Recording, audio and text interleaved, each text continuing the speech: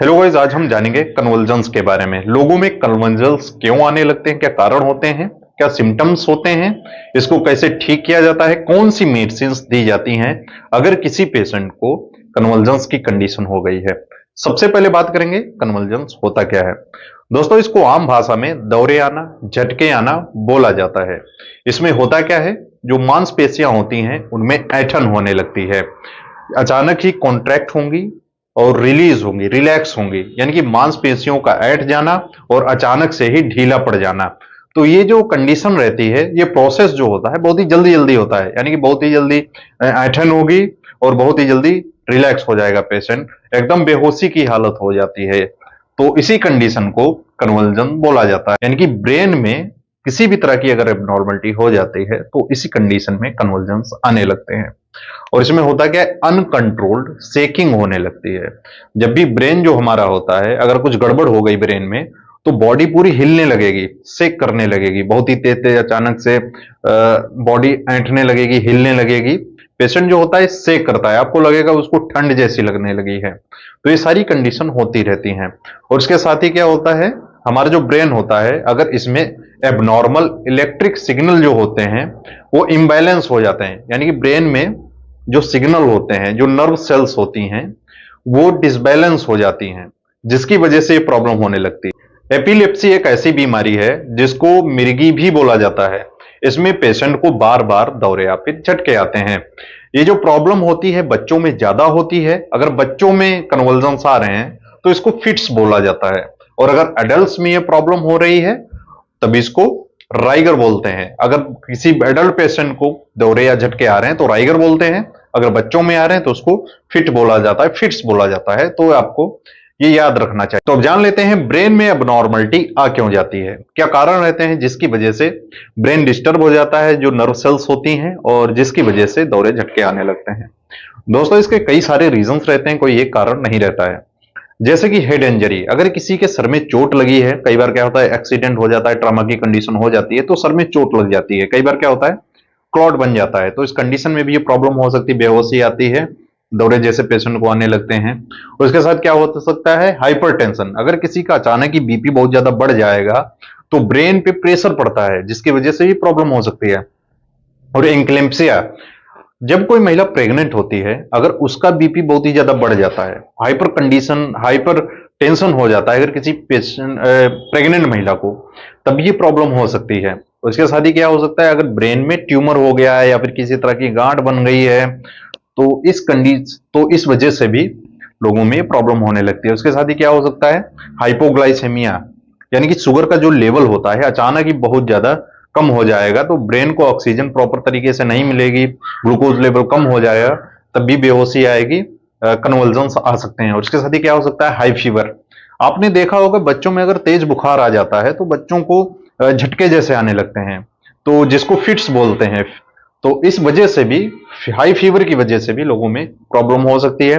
और इसके साथ ही क्या हो सकता है, अगर न्यूरोलॉजिकल कोई डिसऑर्डर हो गया है तो इस वजह से भी लोगों में कन्वल्जन्स आ सकते हैं। और मिर्गी तो आप जानते ही हैं, अगर किसी को मिर्गी या फिर एपिलेप्सी है तो उसमें तो आते ही रहते हैं।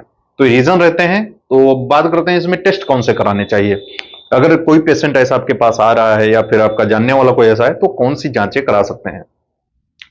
दोस्तों, इसमें जो ब्रेन से रिलेटेड जांच कराई जाती है वो होती है एमआरआई। जी हाँ दोस्तों, एमआरआई कराया जाता है, और उसके साथ ही सीटी हेड भी कराया जाता है, सीटी स्कैन कराया जाता है। और इसके साथ ही कौन जांचें कराई जाती हैं, शुगर की जांच भी कराना जरूरी रहता है कि कहीं हाइपोग्लाइसेमिया तो नहीं पता करने के लिए। और बीपी का टेस्ट करना चाहिए, बीपी चेक किया जाता है ऐसे पेशेंट का, बहुत ही ज्यादा बीपी हाई तो नहीं है, बीपी कम करेंगे तो पेशेंट ठीक हो जाता है। उसके साथ ही क्या कर सकते हैं, एलएफटी करा सकते हैं पेशेंट की, और केएफटी करा सकते हैं, लीवर फंक्शन टेस्ट, और किडनी फंक्शन टेस्ट भी आप करा सकते हैं। तो ये सारी जांचें रहती हैं, इसके अलावा भी जांचें डॉक्टर पेशेंट की कंडीशन के अकॉर्डिंग कराते हैं। तो बात करेंगे इसके ट्रीटमेंट के बारे में। अगर किसी को दौरे झटके आ रहे हैं तो इलाज क्या करेंगे। इसके दो तरह के इलाज होते हैं। सबसे पहले तो अगर किसी को दौरा या झटका आ रहा है तो इस दौरान क्या करेंगे, यानी कि ड्यूरिंग कन्वल्जन आप क्या कर सकते हैं।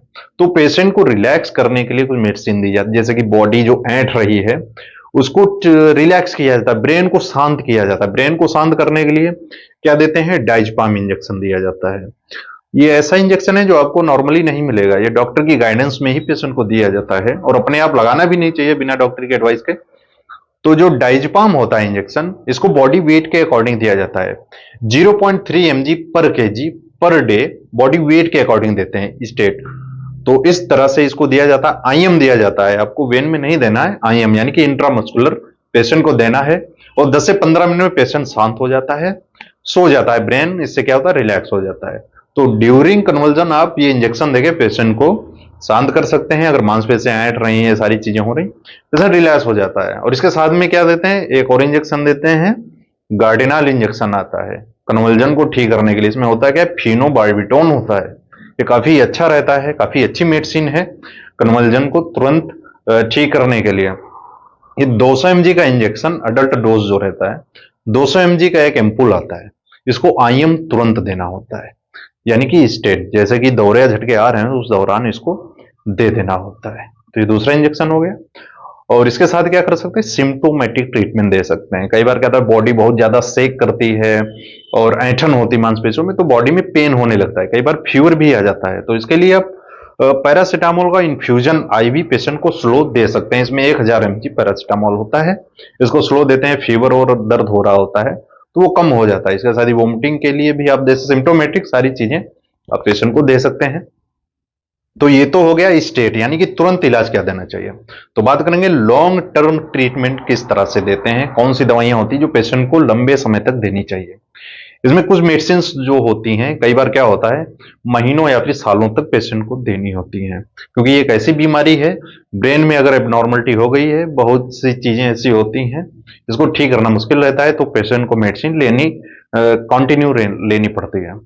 तो इसमें देते हैं कार्बामाज़ेपिन। जी हाँ दोस्तों, काफी अच्छी मेडिसिन होती है कन्वर्जेंस के लिए। कार्बामाज़ेपिन जो होता है, इसको भी वेट के अकॉर्डिंग ही देना चाहिए। और इसको देते कैसे हैं, 10 से 15 mg पर केजी पर डे देते हैं और बॉडी वेट के अकॉर्डिंग ही दिए जाते हैं, यानी दिन में एक बार बॉडी वेट के अकॉर्डिंग आप दे सकते हैं। और इसके साथ ही अगर ये मेडिसिन नहीं अवेलेबल है तो आप फिनोबार्बिटोन दे सकते हैं। जो भी इंजेक्शन मैंने बताया था फिनोबार्बिटोन का, उसकी टैबलेट भी आती है।